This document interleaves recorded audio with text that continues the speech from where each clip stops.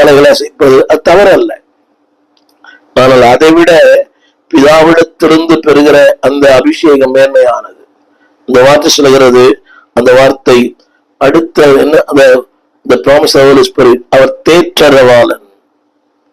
தேற்றரவாளன் ஆரம்பத்தில் சொன்னேன், he comforts in all circumstances. உங்கள் எல்லா சூழ்நிலைகளிலும் உன்னை ஆற்றுகிறவர், தேற்றுகிறவர். ஒரு கணவனை விட, ஒரு தாயை விட, ஒரு மனைவியை விட உலகத்துல ஒரு தாய் தேற்றுவது போல அவர் சொல்லுகிறார், அதை விட அதிகமாய் தேற்றுகிறவர் ஆவியானவர். தாய் கூட சலிப்பு வரலாம், தாய் கூட உன்னை மறக்கலாம், ஆனால் இவர் always comforts you at all circumstances. எல்லா சூழ்நிலைகளிலும் உன்னை தேற்றுகிறவர். அடுத்து ஒரு வார்த்தை போடுறது, அவர் என்னை குறித்தே சாட்சி கொடுப்பார்.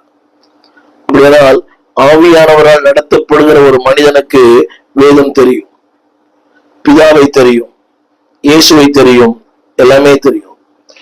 அவர் பிதாவினுடைய இதயம் தெரியும், அவருடைய நோக்கம் தெரியும், அவருடைய சித்தம் தெரியும், அவருடைய விருப்பம் தெரியும்.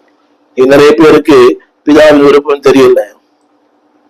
பிதா கவனிங்கள், அவரே சொல்கிறான், பிதாவானால் என் கனம் எங்கே, நான் நிஜமானால் எனக்கு பயப்படுகிற பயம் எங்கே. அப்படின்னா இந்த நவீன உலகத்துல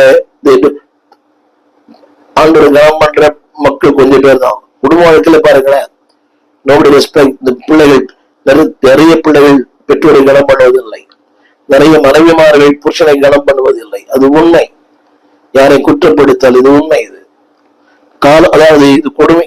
காரணம் என்னவென்றால் ஆவியானவருடைய ஆளுகை இல்லை, ஆவியாருடைய உணர்வு இல்லை. எனக்குள் ஆவியார் இருக்கிறார், அவர் யாரையும் அற்பமா என்ன மாட்டார். என்னோட ஆவியார் இருக்கிறார், அசுத்தமான வார்த்தைகளை பேச மாட்டேன். எனக்குள்ள ஆவியார் இருக்கிறார், யாரையும் நான் தூக்கி எறிந்து பேச மாட்டேன். இன்னைக்கு சில விசுவாசிகள் பேசும்போது பயங்கரமான கெட்ட வார்த்தைகள், தூஷணமான வார்த்தைகள் கேட்டா என் கோபத்தில் அப்படி பேசின. எப்படி ஆவியானவர் அப்படி இல்லையே. அந்த வாசல் சொல்லுகிறது, அவர் என்னை குறித்தே சாட்சி கொடுப்பார்.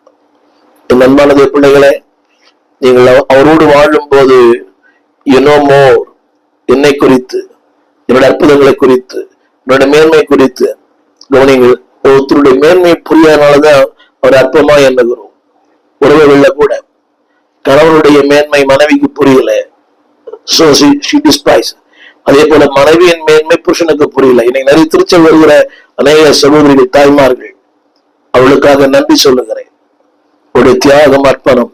அநேக கணவன்மார்கள் அவருடைய பக்தியை மதிப்பதில்லை.